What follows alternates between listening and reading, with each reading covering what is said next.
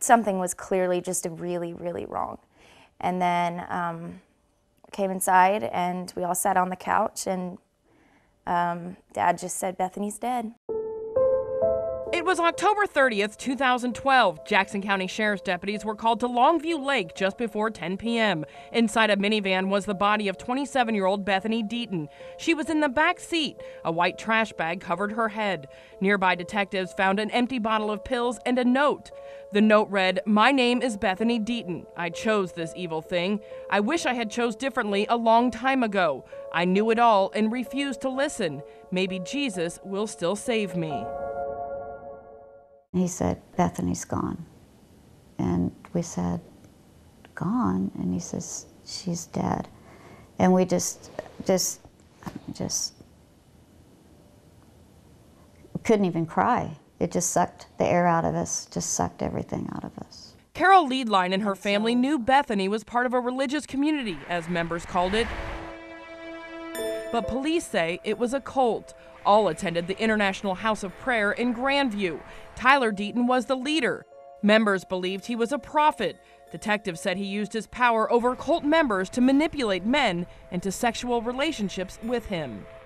Bethany grew up 30 minutes outside of Dallas in Arlington, Texas. She and her siblings were homeschooled, and then Bethany headed off to Southwestern University in Georgetown, Texas. It's there she met Tyler Deaton. The two were just friends when they moved to Kansas City. They started dating soon after. Bethany died just 10 short weeks after they were married. How did this happen in 10 weeks when she seemed so happy? And why didn't we know? Why weren't we told? The Liedlines came to Kansas City for a service and then returned to lay Bethany to rest in Arlington. The day of the service, they got a call. Investigators wanted Bethany's body back. Tyler and Micah Moore, a roommate, were being questioned. What do you want to say to her family? Then on November 10th, a bombshell. Moore walked into the Grandview Police Department and confessed to murder. Why did you come forward? He had graphic and intimate details of Bethany's death. Her family's lives turned upside down again. Tears would just roll down our faces because it was just heartbreaking, devastating. Moore claimed he killed Bethany because he and other roommates had been drugging and sexually assaulting her. They were afraid Bethany, who was now seeing a therapist, would tell what was happening to her. Moore said it was Tyler, Bethany's husband, who told him to kill Bethany. It horrifying to imagine that being done to her. But also some things started to make a lot of sense. The medical examiner changed his manner of death from suicide to undetermined. Tyler was questioned several times but never charged. As months passed, the family was preparing themselves for a trial. No preliminary hearing. Then they got another call. Another blow they just couldn't believe. Almost 2 years after Bethany's death, charges were being dismissed against Moore.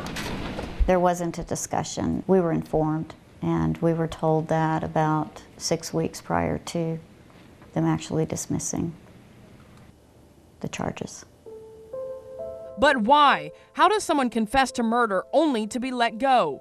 Jackson County prosecutor Jean Peters Baker said, among other things, there was no DNA from Moore on the bag used to suffocate Bethany. The drug Moore said he gave Bethany wasn't in her system. Moore also claims some of the sexual assaults were on video, but those were never found. Moore's attorney claimed he had a psychotic break, but the family has more questions that can't be explained away. And it's exhausting to try to continue and live your daily life with these two completely different scenarios playing out. How did Moore know so much about Bethany's death if he wasn't there? Bethany was a registered nurse and had access to powerful drugs, but instead used a generic Tylenol PM, something Bethany knew wouldn't kill her instantly. And what about that suicide note? Perhaps Bethany learned her husband had sexual relationships with two of his groomsmen, and she decided she was going to leave.